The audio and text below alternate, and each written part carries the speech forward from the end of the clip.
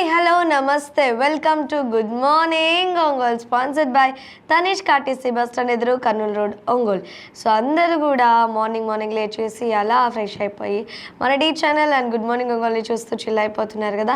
ఈరోజు అయితే మీ డేని ఇంకొంచెం రిఫ్రెష్ చేయడానికి యాజ్ యూజువల్లీ ఎప్పటిలాగే కూడా మంచి సాంగ్స్ ప్లేలిస్ట్ అయితే మీ ముందుకు వచ్చేసాము. మీరు కాల్ చేసి అడగటమే ఆలస్యం. మీరు అడిగిన సాంగ్ని ప్లే చేయడానికి మేమైతే సిద్ధంగా ఉన్నాం. అలాగే మీకు నచ్చిన వాళ్ళకి మాటలు చెప్పలేనిది ఏమైనా పాటల్లో డెడికేట్ చేయాలన్నా లేకపోతే విషెస్ తెలియచేయాలన్నా తిందస్కులతో నెంబర్కి అయితే కాల్ చేసేయండి. మీరు కాల్ చేయవలసిన నెంబర్ 7997505099కి అయితే కాల్ చేసేయండి. ముందుగా ఈరోజు బర్త్డే జరుపుకుంటున్నటువంటి మా D channel one of the editor అయినటువంటి సాయి అన్న గారికి many more happy returns of the day అన్న. ఇలాంటి బర్త్డేస్ మరెన్నో జరుపుకోవాలని మనస్ఫూర్తిగా మన డీ ఛానల్ తరపు నుంచి అయితే విషెస్ అయితే తెలియజేస్తున్నాము. సో ఇలాగే మాకు మంచి ప్రోగ్రామ్స్ అన్నీ న్యూస్ అన్నీ ఎడిట్ చేస్తూ మన ఛానల్లో ఇంకా ముందుకు మీరు తీసుకెళ్లాలని మనస్ఫూర్తిగా కోరుకుంటున్నాను. మీరు కూడా ఇలాంటి విషయాలు ఎవరికైనా చెప్పాలనుకుంటున్నారా అయితే కాల్ చేసేయండి అబ్బా. మనం చక్కగా విషయాలు చెప్పొచ్చు, అలాగే మనం మాటలు కూడా చెప్పొచ్చు.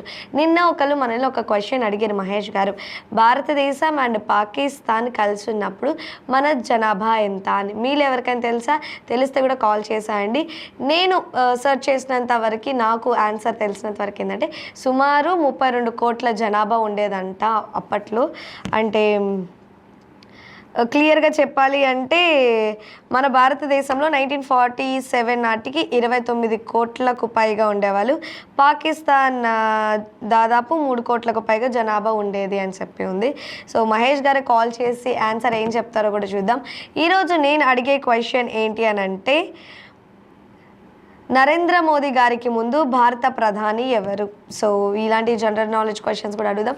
అండ్ మన రెగ్యులర్ కాలర్స్ కూడా ఎప్పుడు మనల్ని పొడుపు కథలు అవి కూడా అడుగుతుంటారు కాబట్టి అన్నీ కలిపి ఈరోజు అయితే మనం క్వశ్చన్స్ అలాగే పొడుపు కథలు కూడా అడిగే ఆన్సర్స్ అనేవి తెలుసుకుందాం. ఇప్పుడైతే ఒక మంచి సాంగ్ అయితే వచ్చేస్తుంది, చూస్తే ఎంజాయ్ చేస్తాయండి.